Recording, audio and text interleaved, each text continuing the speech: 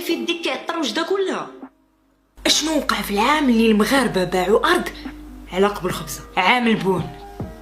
عام الجوع او عام البون كان في 1945، ولكن القصه ديالنا غتبدا قبل في 1766 فاش السلطان سيدي محمد بن عبد الله بدا كيصدر 30 باطو ديال القمح المغربي لفرنسا، اسبانيا والبرتغال، وبقى كيصدر حتى الثمن ديال القمح في المغرب تضرب في 3. نيشان مور هادشي جا الجفاف وهشم الجراد على الاراضي المغربيه. بديتو تشموا ريحه الروينه جايه. في 1798 جا واحد الفوج ديال الحجاج مغاربه على الجزائر وجابوا معاهم بزاف ديال الكادوات، من بينهم طاعون.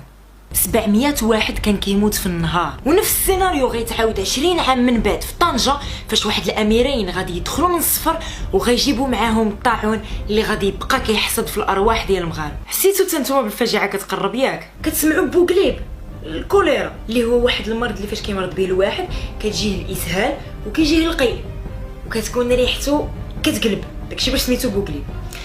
ايوا هو اللي جا المغرب في 1834 واللي زاد هرس الحاله المغاربه. صافي زيدوا صبروا معانا، راه ما بقى والو ل 1945. في 1912 فرضت فرنسا الحمايه على المغرب وبدات كتوهم المغاربه بانها غتعاونهم وغتحسن من الوضعيه ديالهم، والمغاربه النيه ديالهم خلاتهم يثيقوا. الحاجه اللي انتجها المغرب كتمشي لفرنسا.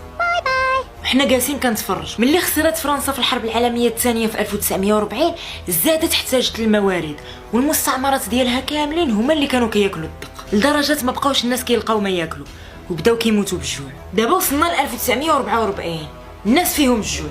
فوزافي فان بون بوان ايما. باش تواجه هاد المجاعه لقات فرنسا واحد السيستم باش تحكم في التموين وزعما كلشي يقدر ياكل. شدوا واحد الكارنيات فرقوهم في المدن، اي عائله كيوصلها البان ديالها لي بون، واحد الوريقات اللي يمكن لها تمشي بيهم تشري اي حاجه، الزيت، الطحين، القهوه، اتاي، السكر، الحوايج، الخضره، كلشي. وبطبيعه الحال المنتوجات اللي المغربي عنده الحق يشريهم ماشي نفسهم اللي الفرنسي عنده الحق فيهم.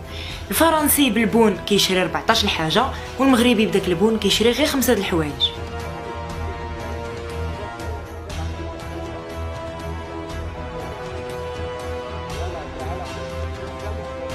بالنسبه لفرنسا صافي تهنينا لقينا الحل، ولكن بلاتي راه 1945 مازال ما جات. ها حنا دخلنا في عام الجوع ديال بصح، عام البون اللي جاي من ديك الوريقه، عام بون التاف، عام خيزو، عام الصندوق، اي واحد سماه بالحاجه اللي اثرت فيه. ما قلتلكمش علاش عام الصندوق؟ الجوع والفقر كان واصل للناس حتى للعظم، داكشي باش العيالات ملي كانوا كيعجنوا الخبز وكيكونوا داينوا الفران باش ما يتسرق لهمش في عود ما يديروه في الميدونه ولا الوصله كانوا كيديروه في الصنادق. زعما راه ماشي خبز هذا ويلي. هادشي فاش كان الناس باقي عندهم باش يعجنوا، اما من بعد تحول الخبز للبيتكوين ديال داك الوقت، العمله صعبه. هادشي علاش بزاف ديال الناس باعوا داك الاراضي الجافه اللي هاجم عليها الجراد واللي ما بقى فيها ما يتزرع مقابل الخبز. ايوا دوك الناس اللي باعوا الاراضي ديالهم ما بقى عندهم فين يسكنوا، قالوا اجي نهاجروا للمدينه. ولكن فرنسا راه خايفه يمشيو يتفشوا شي امراض، نهضروا عليهم بلاتي عاوتاني لقاو حل. كيف ديما قلت لك سيدي اللي بغى يهبط للمدينه خاصو يكون داير التلقيح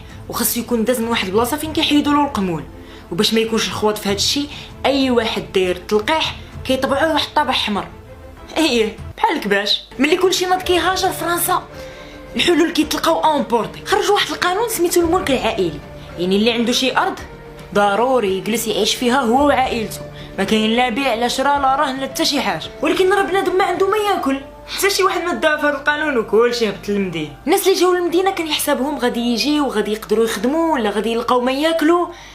مفاجاه. المفاجاه هي المنظر ديال الكلاب اللي كياكلوا في الجثث ديال المغاربه في الشوارع ديال المدن. واه باش ماتوا هاد الناس اش واقع؟ اللي واقع هو الجوع وقله النظافه كيؤدي للتفشي ديال بزاف د الامراض. ايوا اسمع مزيان، 8760 واحد مرض بالتيفوس، 26290 واحد مرض بالحمى الصفراء، وبزاف الامراض واحد اخرين انتشروا بحال الزهري ومرض السل. اللي ما كانش كيكافح المرض كان كيكافح الجوع. داكشي باش تتجهوا الناس لواحد الاطباق اللي ما كتستعملش بزاف ديال المقادير بحال القرنينه، البقوله، الحميضه، في شي بلايص باش يعوضوا البروتينات. ومع داك الهجوم الكبير ديال الجراد كان واحد الطبق اساسي هو الجراد مقلي، ما عرفتش مازال كيطيبوه. وكاين حتى بعض الروايات اللي كيقولوا هاد المجاعه كانت خطيره لدرجه انه المغاربه جراو مور القنفود في الغابات باش ياكلوه. ابشع من ذلك حتى الخنزير اللي حرام باش ما يموتوش بالجوع كاين شي ناس اللي كلاوه. الحاجه اللي عمر المغربي تفكر يقرب لها كلاها.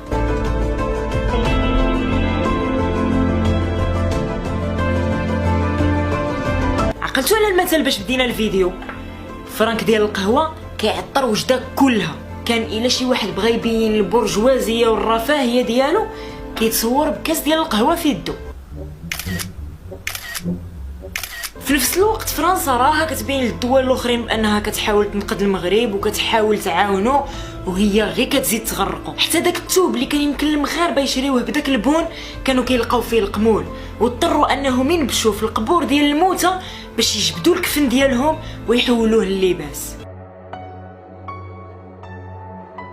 هادشي كامل والمستعمر مازال جالس كيخبي في الارقام وكيكفس من الحاله ديال المغاربه. السؤال اللي كيتطرح، كي داروا المغاربه هزوا الراس من هادشي؟ هضرنا على عام البونه وعام الجوع، العام اللي تجمعوا على المغربي جميع المصائب، العام اللي مرض فيه، كلا فيه الجراد، كلا القنفود، الخنزير، حتى الارض ديالو باعها مقابل الخبز. العام اللي خلف 49986 ضحيه حسب فرنسا. شحال ماتوا؟ 300,000. مات 49,000 واحد. صافي. و300,000 ديال الموتى حسب واحد الدراسات اللي جاو من بعد. ولكن هذا هو العام اللي المغاربه عرفوا بانه هذاك المستعمر اللي جا كيوهمهم باللي غيعاونهم ويحسن من الوضعيه ديالهم راه غير كيكذب عليهم، والهدف الوحيد ديالو هو يستغلهم حتى للجدر. داك العام المغاربه اكتشفوا اطباق اللي مأقلمه مع الوضع اللي كانوا فيه، حيت الهدف الوحيد ديالهم كان انهم يعيشوا. اكتشفوا في راسهم القوه والعزيمه باش ما يستسلموش، صبروا للجفاف، صبروا للمرض، صبروا للجوع، وداروا واحد الحاجه اللي اعتقادهم. المغاربه زيروا المستعمر باش يخرجهم من هذه الازمه وشدوا في كلمتهم حتى اضطرت فرنسا انها تلقى حلول ديال بصح. الحل الاول باش كل شيء يقدر ياكل ماكله مزيانه، اي اللحم. داروا ما يسمى بتحرير سوق اللحم، يعني كل شي ناض كيذبح وكيبيع الماشيه ديالو هبطوا من الثمن ديال اللحم وكثروا من العمليه ديال التثليج ديالو باش اي واحد يقدر ياكل فوق ما بغى وبشويه بشويه. ولكن راه مازال المشكل ديال البيتكوين.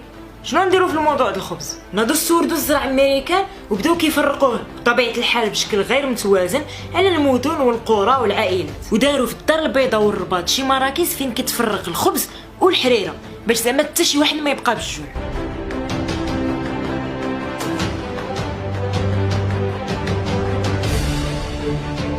ولكن راه كيبقى مستعمر هذا، حتى الخبز داروا فيه باك صاحبي، اللي احتاجوه يخدم في شي حاجه كيقولوا له تخدم ولا نحيدوا لك القص. النقطه الايجابيه ديال هذه المرحله الصعيبه هي انها بينات للمغاربه الوجه الحقيقي ديال المستعمر اللي بسببه وصلوا لهذه الازمه، خلاتهم يقتنعوا انه الحل الوحيد اللي امامهم هو يقاوموه حتى يمشي بحاله. بينات ايضا ابداعات اللي قدروا يديروا المغاربه في وقت الحاجه، وشحال من حاجه مازال لحد الان في التراث ديالنا. 75 عام من بعد مازال كنشوفوا التاثير ديال ديك الازمه على المغرب الحالي، كيفاش الاطباق اللي تكتشفوا في داك الوقت مازال كيعاونوا بزاف ديال الناس في هذا الوقت. سياسه جديده ديال المغرب اللي رجعت كتعتمد على القطاع الفلاحي باش تقدر تحقق الاكتفاء الغذائي. هادشي مازال قدامه طريق طويله حيت مازال بزاف ديال الناس كيعانيو، ولكن راه ماشي مسؤوليه السياسه بوحدها، مسؤوليتنا كاملين. الا عجبتك هاد ليستواغ ما تنساش تابونا، تخلي لي شي لايك وشي كومونتير.